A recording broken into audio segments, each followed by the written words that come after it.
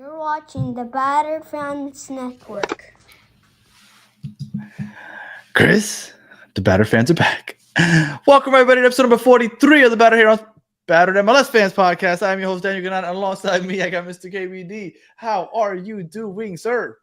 It's all about that Chris right there, baby. Battered MLS fans. Let's go. Let's go.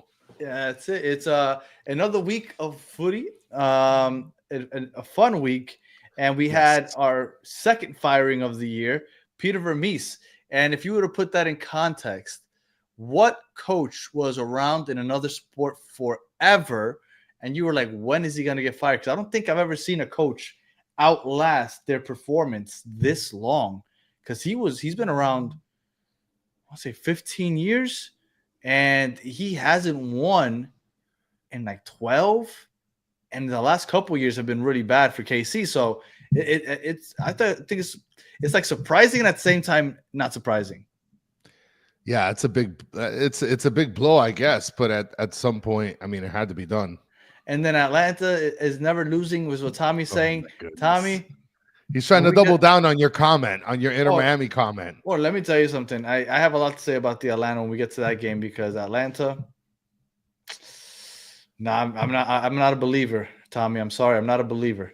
All right, but let's get to it. Game recaps this week. We're gonna just go in order of the games and the way they played. And the week started off with New England and the Red Bulls. New England finally scored an offensive goal. So we're 6 games. No, I'm sorry. They only played 5 games because they had a bye. So that's right. They played 5 games. Up until that point, they had only scored 1 goal, which was a Martins NYCFC own goal. And this game, they scored 2 goals. They had a Carlos Gil free kick goal, which was a beauty. And then they had a PK goal, which was in the basically late stages of the game. So they still don't have an open run of play goal this season, but they got 2 goals in. Chris, thoughts on this game? Well, the thoughts on this game is, well, first to start, I'm just going to bring up this image that I wanted to bring up first. This stadium here, Revs fans, I mean, what are we doing? This stadium, it looks like there's maybe 50 people there in the stands. Like, that's prime time seating in front of the camera right before starting the game. That's tough. Now, as far as the game is concerned, Danny, when I was watching it, New England looked a lot better than they have all season. Offensively, they were kind of clicking. And surprisingly, what really bothered me the most was the Red Bulls. They didn't look as organized as they usually do. And then to give up a big foul like that in the box, that's not Red Bulls-y in terms of their structural, defensive prowessness. I thought the Red Bulls had a lot of opportunities. They just couldn't get it in the back of the net. And Coronel, the keeper for the Red Bulls, he kept them in that game because he was getting a lot of big time blocks. But the Revs finally get a win, and they are 1-1-3. And I mean, can they build off of this? Campana's still not healthy. Campana's not even playing yet. Well, the good thing is Carlos Gil, he made one of the top 5 goals that we posted up on X, on Twitter. So hopefully things get better when Campana comes back, but there's competition happening up there as well for the striker position as well for the Revs. All right, well, New England finally gets to win, and then the Red Bulls are hot and cold this season so far. They're 2-2-2, and we'll see if they finally get things together. Then the battle for Canada, Toronto and Vancouver. Vancouver, probably one of the hottest teams coming out the gate. Toronto looks as bad as we thought they would. Insigne finally played last week, got his second start this week. Again, not much of a factor. Your thoughts on Toronto, Vancouver? Vancouver, remember, they're playing a CCC game this week. So I thought there would be heavy rotation. There was some rotation, but not heavy rotation. So I wrote 3 notes exactly on this game. Okay. 1, no need for Sean Johnson watch. Game ended 0-0. Okay. Insigne finally starts. And Toronto defense is still shit. That's it. Sean Johnson had he was inside the goal. And he dove and pushed the ball out. Forward. Yeah. Yes. He had a couple nice saves, which saved Toronto. Vancouver, Sebastian Berhalter, I think Sebastian is his first name. He he is. You know how we always talk about Julian Gressel and his crosses and how he drops dimes. He's great with Berhalter that. drops dimes left and right. They weren't able to convert on any of them. Vancouver ends up no draw. The weather was disgusting. It was cold. It was rainy. It just wasn't a great It wasn't time. great. No, it wasn't great showing. And that comment said all the hype for Vancouver, and they end up 0-0 with Toronto. They had some rotation, right? You got to give them that. It wasn't heavy rotation, but they had some rotation. Gald is still injured, and they're getting ready for the Pumas this week, which is the big game, right? That's what everybody's waiting for. The game. Because, I mean, you prioritize CCC over the MLS. But no Sean Johnson watched this week. Toronto still winless, but they now have managed 2 draws, and Vancouver 4 wins, 1 draw, 1 loss. Yeah. All right, moving on to what I thought would be one of the better games of the week. Colorado hosting Charlotte. Colorado beat them 2-0. Mihailovic, brace. Mihailovic is your favorite player's favorite player. I love Slim Shady. Mihailovic, to me, he is probably the player that I enjoy watching the most right now when I'm watching just general MLS. Your thoughts on this game? Well, from the cross I think it was from the cross in the first goal, Mihailovic puts it in. And then on top of that, Navajo, I mean, the way that he used his body to get the penalty, I don't know if you noticed, but it's very much like how Luis Suarez, obviously we watch a little bit of it in Miami. It's very much so like how he uses his body, a very educated and smart around the ball kind of player.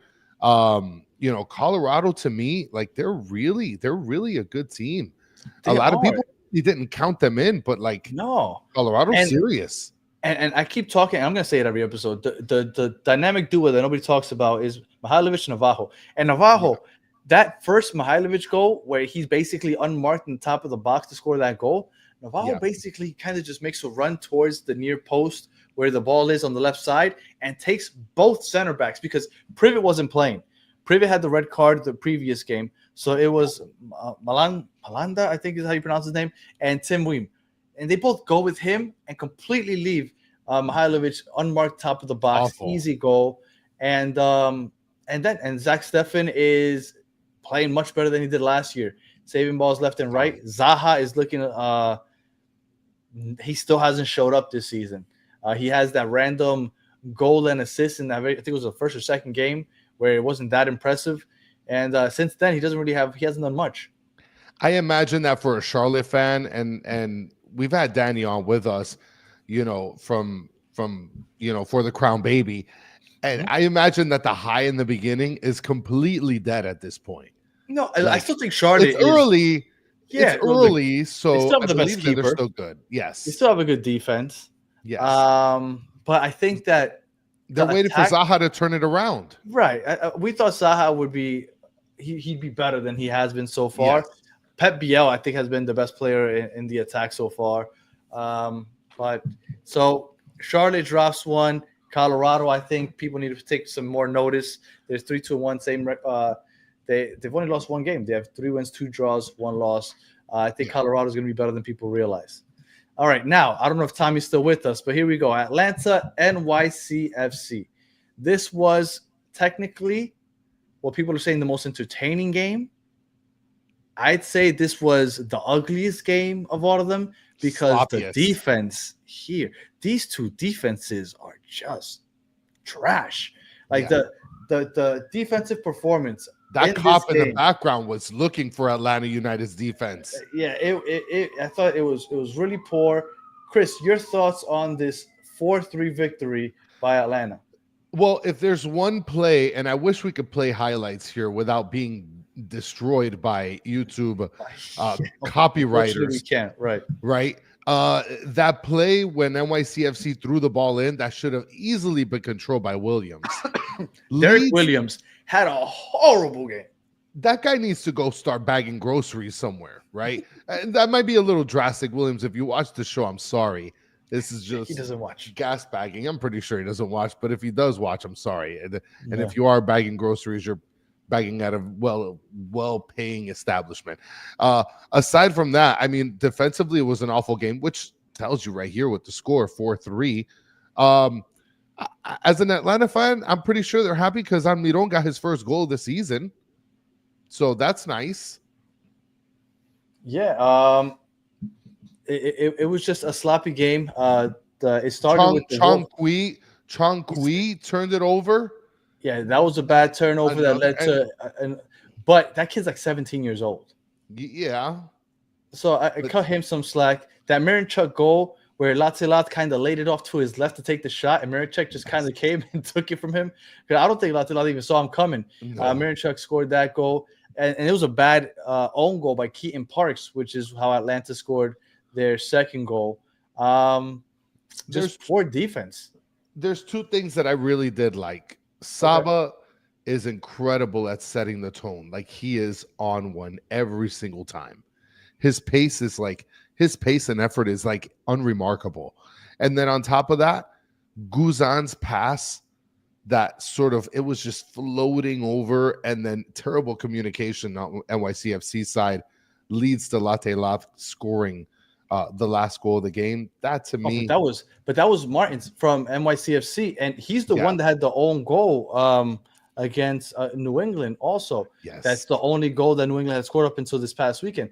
Like, NYCFC, their defense isn't looking great, and that goal was rough because you got to give Latzilat credit though, because he hustled, because Martin is there and he's trying to communicate with Freeze. Like, you get the ball, and Freeze is like, "What are you doing?" And as the ball is bouncing in between both of them, Latzilat kind of just sneaks in. I'm gonna take it. Yeah. It heads up play from Latzilat.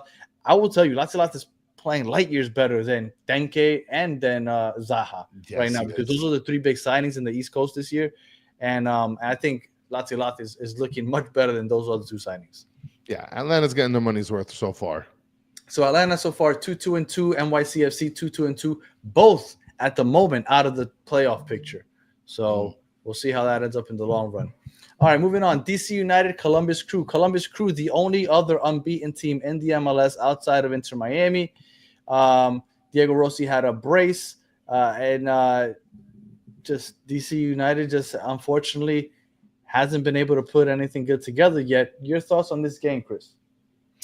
So with the DC United game, I don't know, man. I feel really hot and cold when it comes to Benteke. Like, he got such an easy goal in the beginning of the game. And they took the lead early, yeah. Mm-hmm. Yeah, they took the lead early, and the fact that they gave it up. I mean, Rossi, he impressed me in this game. And not only that, but like Russell Rowe, he has the capability of being a really, really solid, like a good player. Russell Rowe didn't get on the score sheet, but he did get blocked sometime in the first half. Benteke should have had a second goal. Yes, towards the end, he almost had an opportunity to tie it, and it just didn't happen for him. And the game winner was Diego Rossi, a shot from outside the box that got deflected. And once it got deflected, the keeper just didn't have enough time to react. Columbus still undefeated. Is it time to start taking Columbus a little more serious? Because we thought that they would eventually come down, but they're still undefeated, Chris. I mean, but I'm getting tired of the whole Wilfred Nancy glazing here. Why? Like, I'm getting tired of it. Like, I don't think he's the best coach?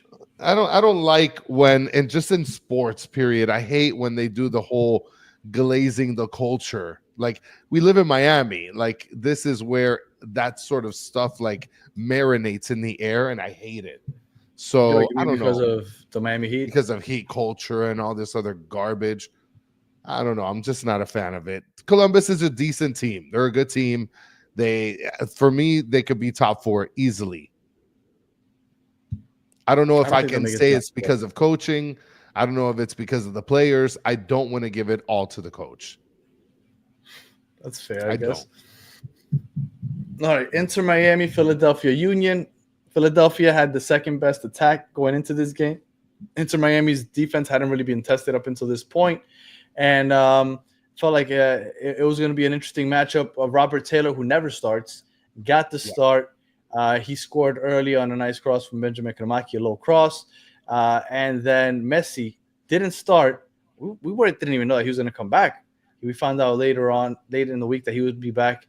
Messi came on, and I think in under 2 minutes scored a goal. Messi just makes the difference that fast. And then Gazdag got one back late in the game. Your thoughts on this game? I feel like Sullivan, the older brother Sullivan, deserves a lot more credit than what he's getting. Yeah, Quinn Sullivan. I feel like he deserves a lot more credit than what he's getting league wide. And on top of that, unsung hero of this game for me, Jordi Alba, man. Like the kind of player that he is he literally, I don't know if he was the fastest player on the pitch, but I got to imagine that he was one of the players that were clocked at the fastest speed, because it's unmatched what he does for the team, both offensively and defensively. So if, without talking about Messi and stuff like that, Jordi Alba had such a presence in this game. So, and then Philadelphia, their strength is the high press, and Busquets, I think, another unsung hero, because Busquets kind of helped manage that back line and the back of the midfield, and kind of just played through that press. So another unsung hero in that game. Miami also undefeated, and they move on to, the CCC, and Miami's looking like the strongest team in the league right now. Yeah, so far. All right, moving on. Chicago, Montreal. Chicago was on a 3-game win streak. They end up drawing with Montreal. Your thoughts on this game? Well, my boy Brady, he had the most athletic blocks that a goalie had this week.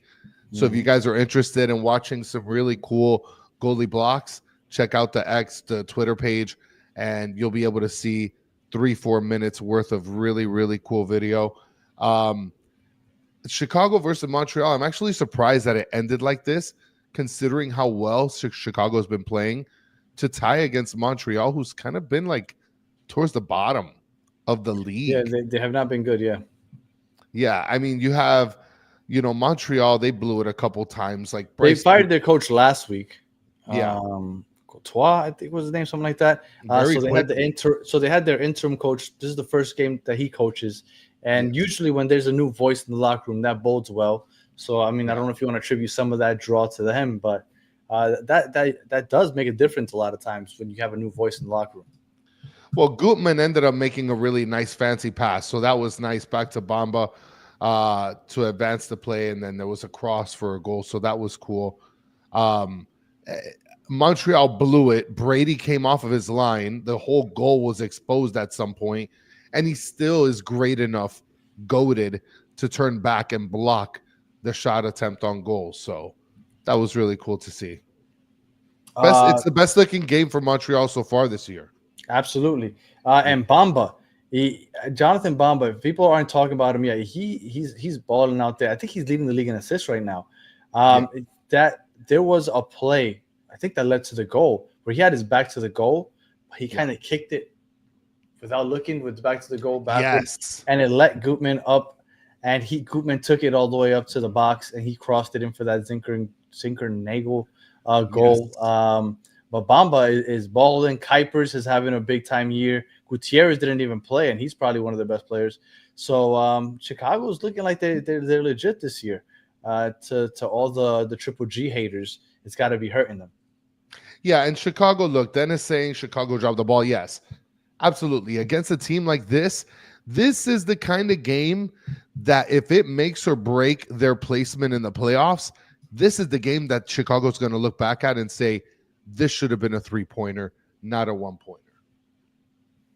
And that kid, Dante Sealy, he's the life of that Montreal team right now. Yes. Prince Owosu, I want to say, is who I thought would be doing better for them as a striker. Nothing. Bryce Duke, didn't even notice him. Dante Sealy, he's looking like he is a one-man crew, at least this past weekend for Montreal. All right, go ahead, Chris. No, I was going to say Bryce Duke, at least he had a shot on goal. Yeah. Dallas Sporting KC. This is the game that led to the Peter Vermees firing, even though I thought this was probably one of the better games I've seen Sporting KC look as far as the attack goes. Your thoughts on this game? Well, the fact that they keep playing in the empty stadium. Yeah, that's what I was going to bring up. Like, I'm still curious as to what they're doing there. We need to have someone just come on here, 3 minutes, give us a stadium You got to get Joe. update and get out of here. Yeah, because I have no idea what they're doing with that. I'll tell you, as far as like there was a great cross in the beginning of the game, where Shaloy or somebody, Shaloy. yeah, Saloy, yes, Saloy ends up taking it for a volley. That's one of the top 5 goals, or I don't know if it was one of the. Because he brought it down with his thigh and then volleyed. Yes. Yeah, it was a beautiful goal. Now, I love seeing Acosta in a new team because you could tell how much he's in control, and he's only built the team for a little bit. Like, he has such great patience to build it up with Dallas, and it's like just one touch, just boom, right into the back of the net. You know, I thought what was really cool is that the goal that they scored, it was a counter, but they were outnumbered. It was a 2-on-4. It was Lucho Acosta and Peter Musa and 4 Sporting KCs. And Lucho took it all the way, and it was like a give and go between him and Musa, and they ended up scoring. If you haven't checked it out, check it out, the highlights. It was literally a 2-on-4. They were at the disadvantage, and they still couldn't be stopped, and they scored 2-on-5 if you want to count the keeper. So good on them. Lucho and Dallas is finally starting to wake up. 3 wins, 1 loss. I'm sorry, 1 draw, 2 losses.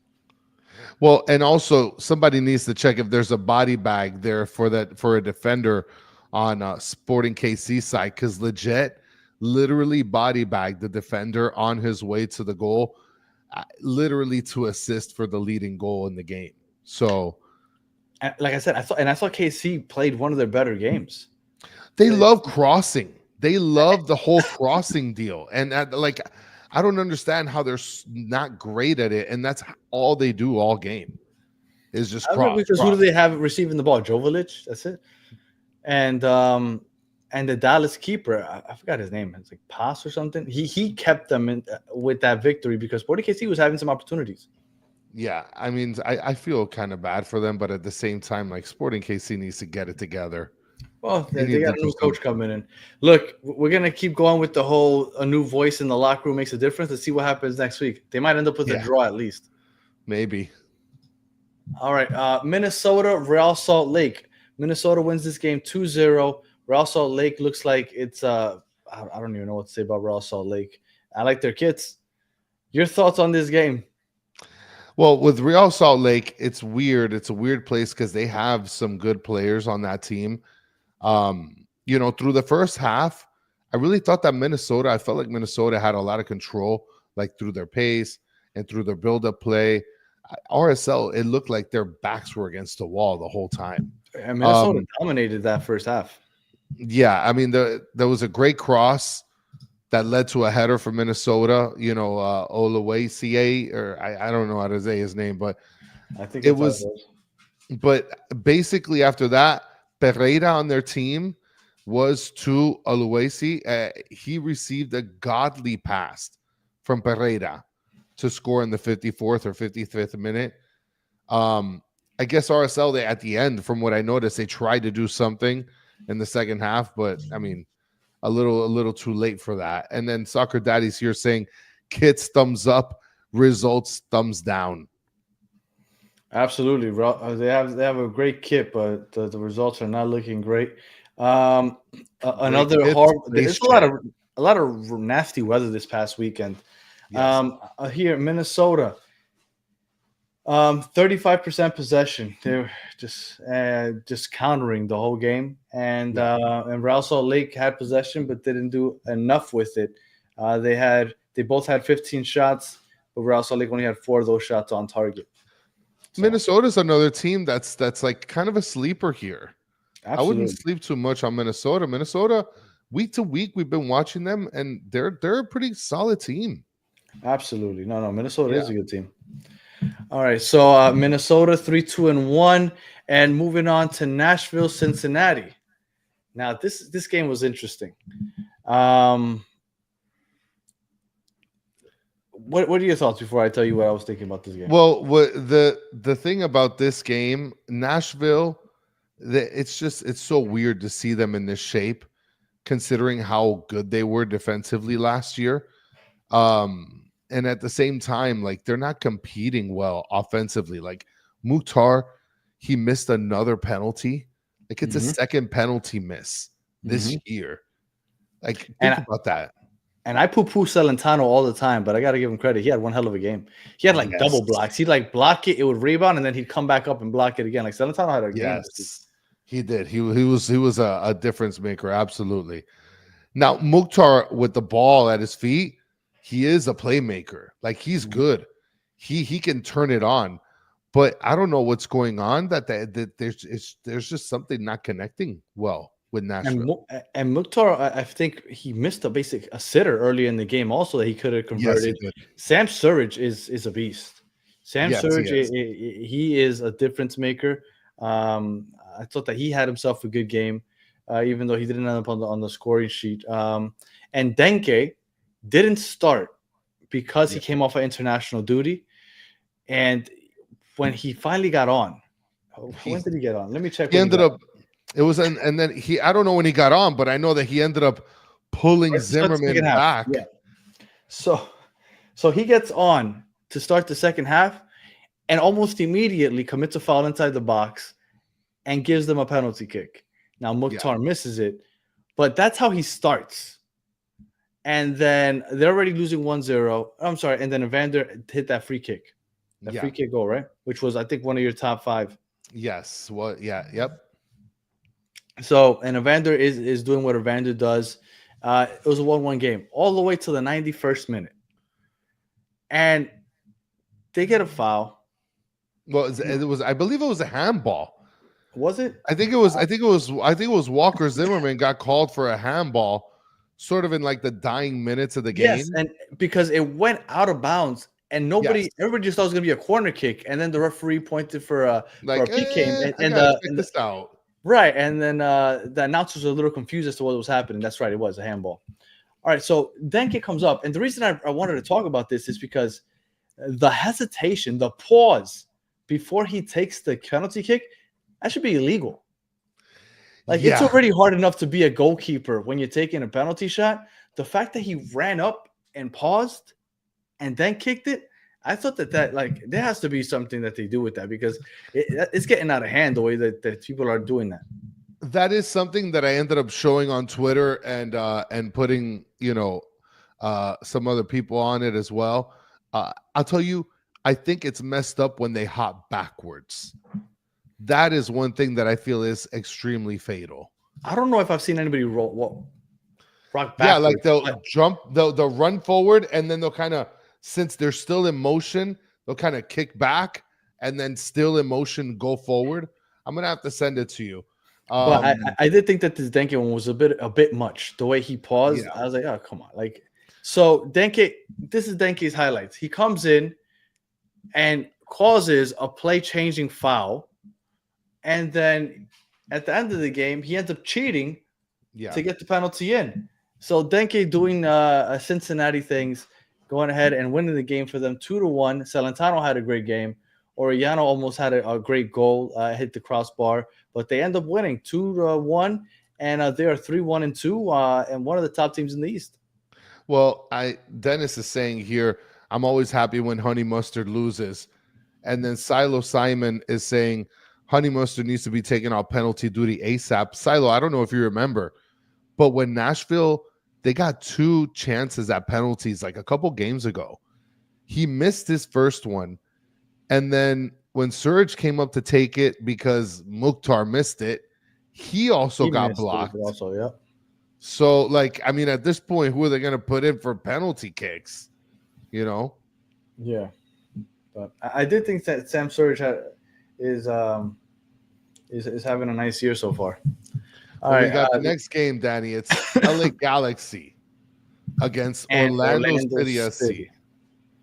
Now, this one's interesting because that very first goal that Christian Ramirez scores, I don't know. If you look back at the replay, I thought he was offside. Yeah, I thought it was clear as day that he was offside. Yes. And somehow it ended up counting, but it didn't make much of a difference because Orlando ends up winning anyway. Your thoughts on the Orlando LA Galaxy game? And LA Galaxy, that's to be champs, and then a couple months later to be this down, that's got to be rough. Well, they didn't have Painsil for the first couple games, but he was finally on the bench for LA Galaxy So that's positive news for them. He ended up coming into the game, Painsil, so 60th that minute. so that helped. There was a soft call for Orlando in the 73rd minute that sort of led over to the Ojeda penalty to tie for Orlando. And I imagine that Orlando is probably a pig in crap right now because Muriel is finally starting to make a difference. Mm-hmm. So Yeah, he's finally playing well. Yes, finally. I mean, this is, he's putting goals, he's putting balls in the back of the net, and that's something that Orlando, I imagine, has been waiting for a long time. So, and Twista, he's the one that got fouled, and you said it's a soft foul. I think Twista was on the edge of the box, and it almost looked like he was going to dribble out of the box, away from the goal when they did foul him. But regardless, they did foul him right at the edge of the box, so you got to be more careful. And that led to the goal. And then let's talk about the game-winning goal, that free kick by Muriel. McCarthy just completely fumbles it. What was he trying? Was he trying to catch it? Was he trying to tip it over the I think he was trying to tip it over. Yeah, he had to have been. That was brutal. Like, oh my God. Like, how do you let that happen? Could you imagine his teammates? And this is the second game in a row that he does. I can't remember what it was last week, but this is the second game in a row that I remember he makes a big mistake that ends up costing them a goal. So McCarthy not looking great. He was benched to start the season, and he's getting back his spot. And I don't know how long he's going to keep it because that was rough. And I know Eric Twista is the best. You know what? LAFC could use a Twista right now instead of Tillman. So yes. Absolutely. So Orlando's looking like the real deal, though, so far. Orlando's looking, and they do have the best attack in the league.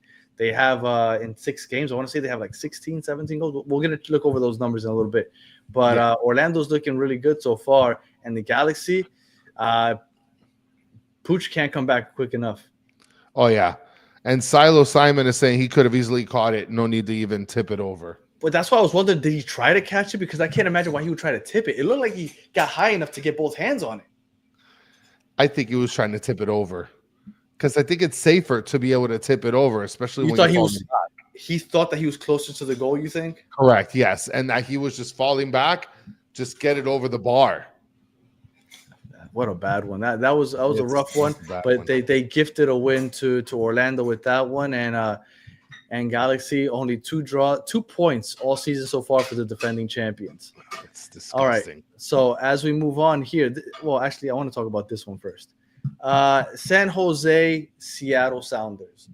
1-1 draw. Seattle, I thought that they would finish top of the West. All the injuries, they just haven't looked good so far. And San Jose, for as much as everybody was hyped up about them, I thought they would be better. I didn't understand why everybody was touting them as highly as they were, because all they did was add Joseph Martinez, which isn't the Atlanta Joseph.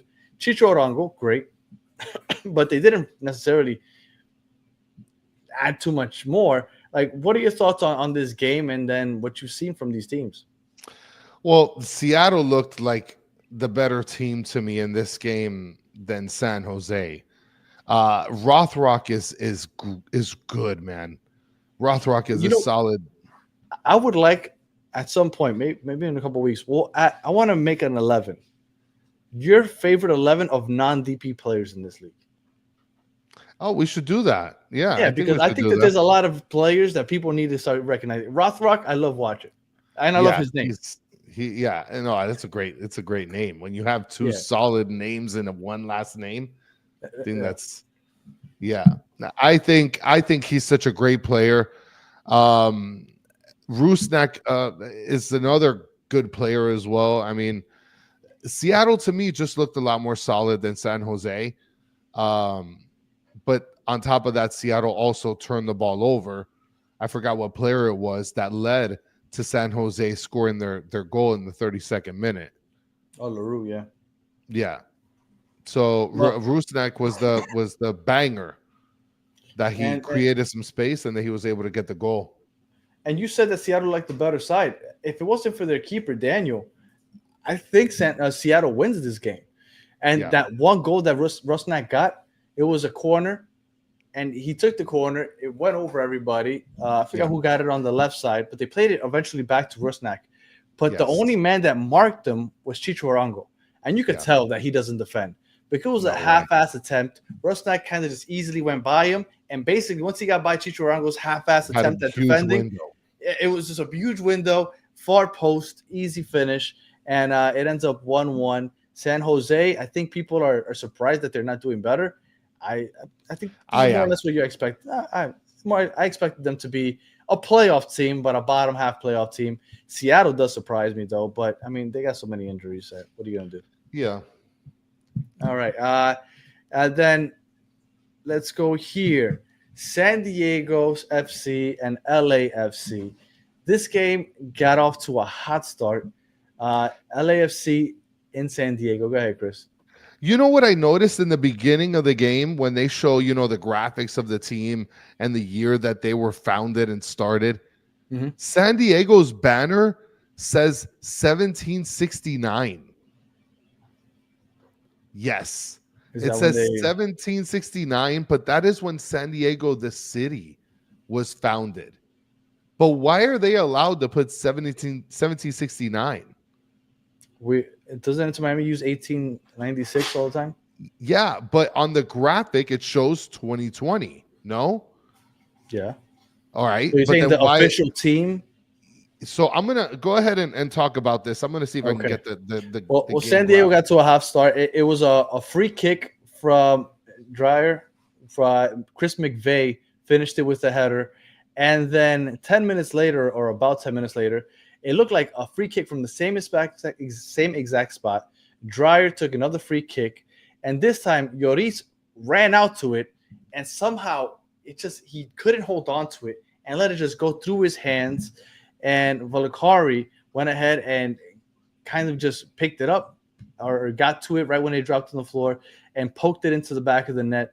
A howler by Lloris, which is something that you don't really get to see too often. And then 10 minutes after that, a nice build-up play. They end up crossing it from right to left. I forgot who it was. Mitten. I don't even know who that is. Ended up finishing it 3-0 in the first 40 minutes, a quick 3-0 lead. And LAFC looked like they were down in the dumps, but they came back and scored 2 goals in the next 5 minutes. Ended up being 3-2 at half. So it was an entertaining game up until the half. Your thoughts so far, Chris?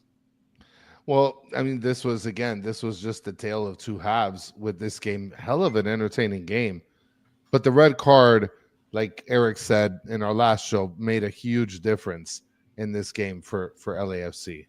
Yeah, Igor Jesus ended up with 2 yellows, one in the first, one in the second half.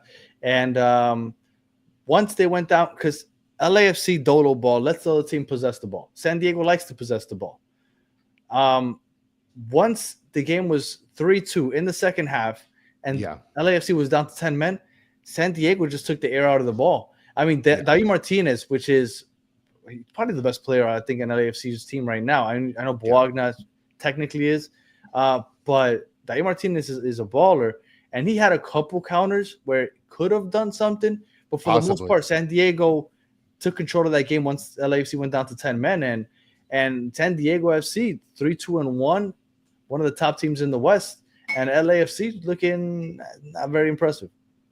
Well, this looks like it's going to be a pretty good rivalry. San Diego versus LAFC. It looks like it's going to be pretty solid. Well, do you want to touch on the fight that happened after the game? The fight or the fights? Like, there was a lot of them. Well, you know what? When I first saw those highlights, I thought that the game happened in LA. Yeah. Because the first fight video I saw was like 1 or 2 San Diego players just surrounded by LAFC people. So I just assumed that the game was in LA. And they just started they just jumped them. Yeah, LAFC, right? they travel, baby. Yeah, they do. I mean, it's a quick travel, right? Because San Diego, how far is San Diego from LA? Maybe if Eric's still on here, maybe you could tell us. Well, I mean, apparently in the middle of traffic time, it's like 40 hours for 40 miles. It says it's an hour and 54 minutes, LA to San Diego. Yeah, San Diego's further south from Los Angeles. So there you go. So it's not too bad of a travel. But yeah, I mean, I do think that that those fights, although not something you condone, but it does add fuel to the fire, no? Yes, it does. No, that in sort of in-state rivalry thing, it's a serious thing. Like there is a rivalry within state lines for a lot of teams, right? So Eric is saying it's 3.5 hours with traffic. I mean, I'm sorry, I'm watching it at home. Well, I mean, when we go to Orlando, for us, it's a 3.5, 4 hour drive without traffic. Yeah, without traffic, yes. And that's the closest thing we got. Well, I mean, with Florida's a long ass state. It takes like 9 hours just to get out of this hellhole. Yeah. And Chucky Lozano finally came back. He had an opportunity of scoring a goal one-on-one. Yes, he did. And he completely ruined that against Lloris. So I said, I don't think Chucky Lozano is going to be a difference maker. So far, San Diego's done pretty good without him. Yeah. He came back this game. I mean, like I've said it a couple of times. Maybe they'll prove me wrong. I don't see it, though. All right. This one I'm going to over to you because this is the only game I didn't really watch or pay attention to. I hate watching St. Louis play. Chris, Austin FC beats St. Louis 1-0. St. Louis has conceded 2 goals all year. They've lost both of those games 1-0, and those are the 2 losses they have all year. Chris, your thoughts on this game since I didn't watch it? Well, I mean, I'll give you my thoughts because I don't have that many notes about this game. But if you could just do me the favor, can you look and see who had the highest possession in this game? Because to me, aesthetically, it looked like St. Louis had crazy possession. 64%.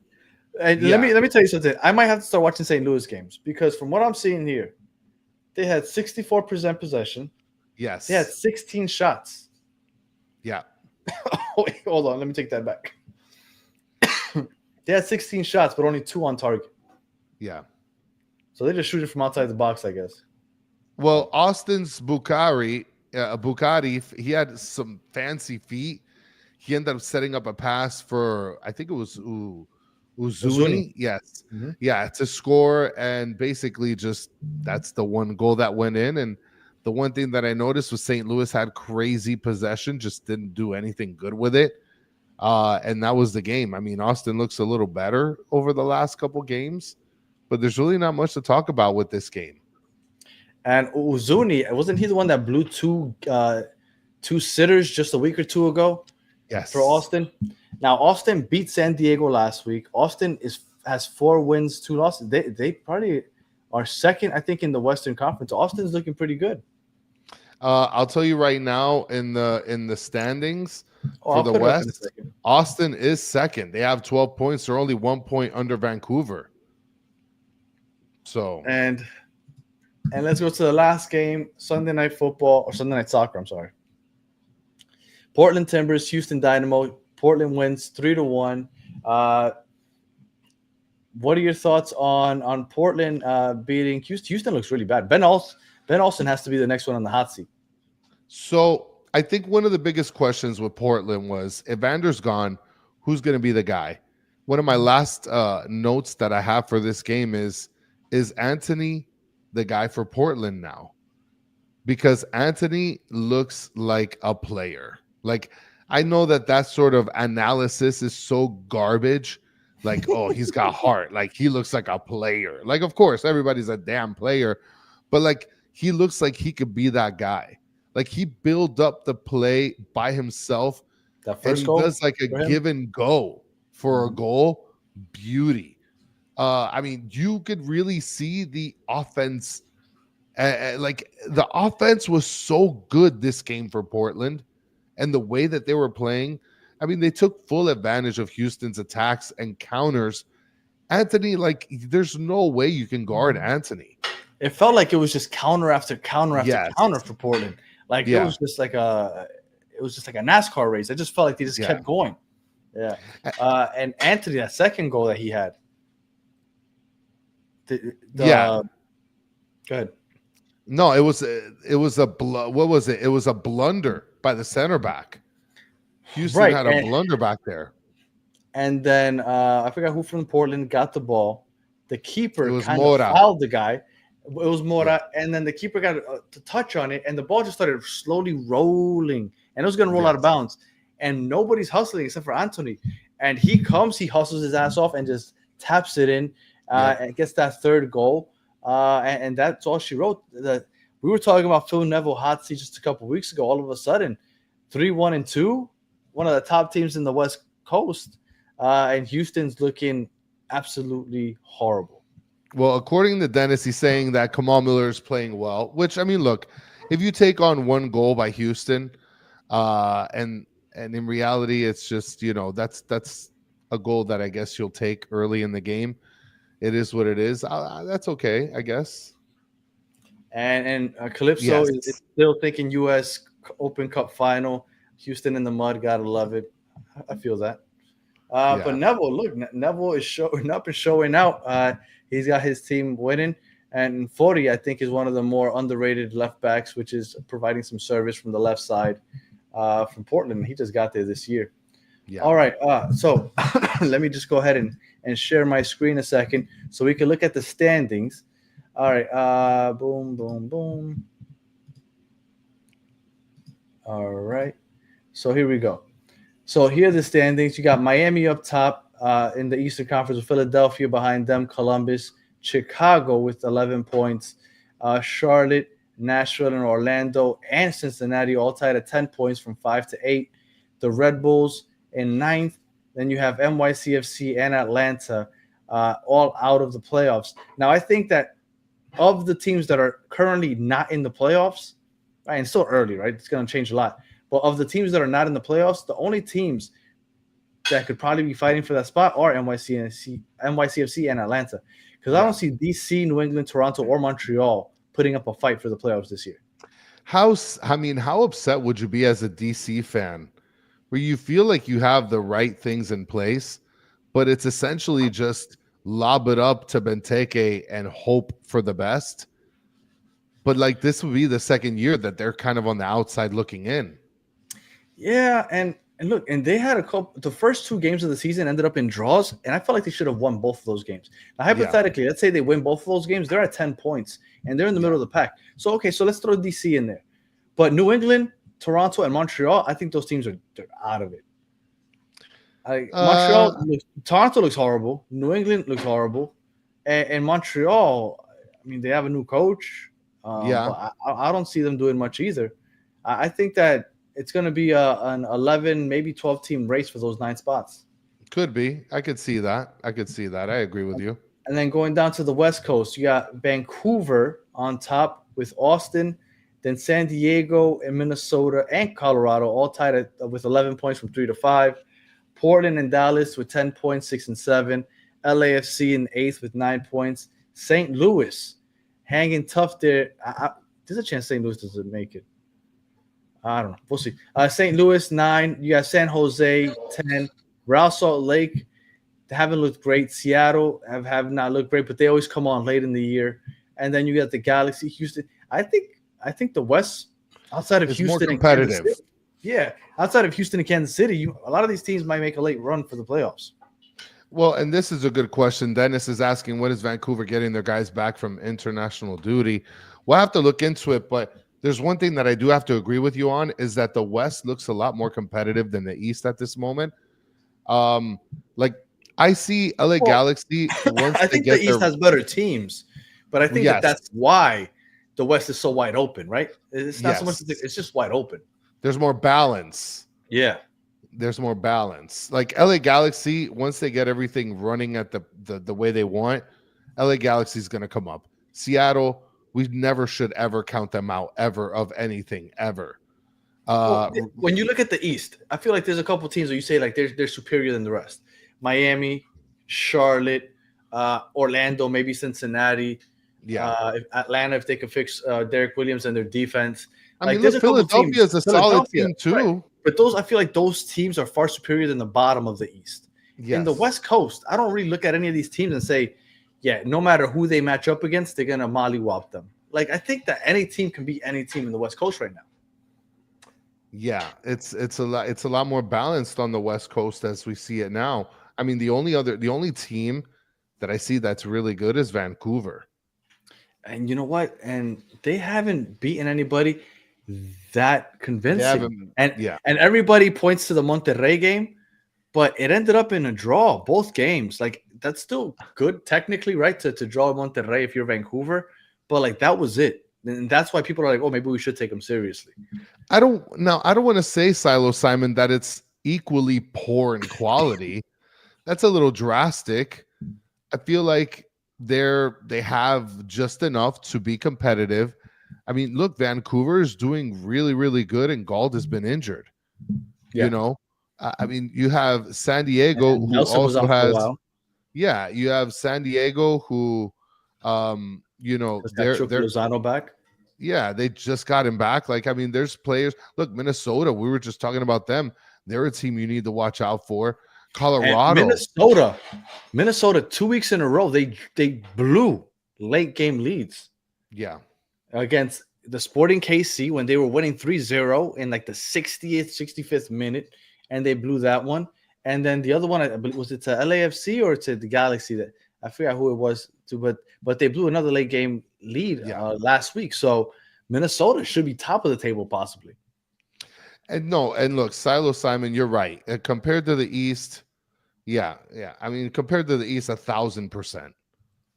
That I can agree with. I'm gonna put up the Supporter Shield standings, not because I care, but because I want to look at goals for and goals against. Your best goals for, like the team that's scoring the most goals, Orlando, 15 goals so far in 6 games. So that's what, 2.5 per game. Then you got Philadelphia with 13, Chicago with 13, Miami with 11, but they've played 1 game less than everybody else. Vancouver with 10, San Diego with 10, Charlotte with 10, and Atlanta with 10. So those are your high volume scoring teams right there. Those top 5, 1, 2, 3, 4, 5, 6, 7, 8. Those 8 teams. And as far as defense goes, Orlando has given up the most goals also. So that's not great, I guess. Toronto, obviously, the Galaxy have looked poor defensively. Kansas City has looked poor defensively. Atlanta has looked horrible defensively. Real Salt Lake, DC, Houston, Chicago. The only top team here that looks bad defensively is Orlando. The rest of these teams you expect because they're bottom of the table right now. Chicago, I guess. Well, and Inter Miami has taken on only 5 goals from what I could see there. But let's look at the best defenses. St. Louis is allowed 2, and those are 2 losses, 1-0. Yeah. Austin only allowed 3 goals. I mean, but they played SKC at some point. I think any team that's played SKC is probably up there right now. Unless you're Minnesota and you give up 3 goals. Yes, that's right. Yeah, that's the only game that they gave up. Columbus 4, Nashville 5, Vancouver 5, Miami 5. Miami's only played 5 games though. Yeah. New England, even though they've been really bad in the attack, they've only given up 6. So look, but those are the top teams defensively. I guess St. Louis, obviously, right? Because they just basically bunker down. Austin, Columbus, Nashville, Vancouver, and Miami. Can you click goal differential? Because -3 for New England is diabolical right now. -7 for Montreal. Ooh, -7 for Houston. -7 for Galaxy. -6 Kansas City. Toronto, Salt Lake, all at -6. And then you got -3 New England, DC. Atlanta is at -1. That's disappointing. LAFC is at -1. Cincinnati's at -1. And at a push, 0 Seattle, San Jose, NYCFC, and Dallas. And the best goal differential, Miami. Is Miami. Oof. Yeah. Miami and Vancouver. Yeah. Let's see some power rankings, baby. You got them? I do not. I thought you had them. I'm sorry. So team of the week. So yeah, no, I didn't put them up. Team of the week, Chris. If you had to say which team you thought stood out the best this week, what would be your team of the week? I know I might have just caught you off guard with this question, but what is your team of the week? Not necessarily. I think San Diego, to me, I would say is the team of the week for me. To play for the first time in that sort of competitive, I guess, situation against. You're essentially starting the rivalry against what seemed to be one of the better teams, because obviously LA Galaxy, even though they just won, they are missing a lot of key players. You think San Diego's going to beef with Galaxy like that also, or just LAFC? Well, I mean, LAFC is, to me, LAFC is a better team. Okay. Oh, Yeah, I think that LAFC is a better team than LA Galaxy. But I mean, LA Galaxy has a lot more history. But like, still, that's going to be like a really heated rivalry three that ways whole in area, those three Cali. teams, yeah, it's gonna be Yeah. pretty funny. So like, for them to show out at home like that, like, I think that that's a good showing for San Diego. I got to give them a lot of credit for that. I'm gonna go with Colorado. That's I who I think was going to pick. beating Charlotte, I think is a big deal because everybody has Charlotte as one of the top teams. Even after the loss, I think people Yeah. are still expecting Charlotte to be one of the top teams in the league and in Yeah. the East. And Colorado went ahead, put 2 on them, kept a clean sheet, and I think people are starting to take notice of Colorado. So that was my team of the week. What about the Que Pena team of the week? For those of you that don't speak Spanish, Que Pena, that means embarrassed. The embarrassing team of the week. So what is the embarrassing, the Que Pena team of Like the I week? feel bad. Like I feel bad for you, basically. I feel bad for you, guy. Chicago's going to be my Que Pena team of the week Okay. because Que Pena is. I feel bad for you because you should have gotten the win against Montreal's terrible ass. Yeah. You know, it was in the bag, and you guys fumbled the bag. So, And I'm gonna give it to NYCFC for they should have. Oh, there you go. See, Silo.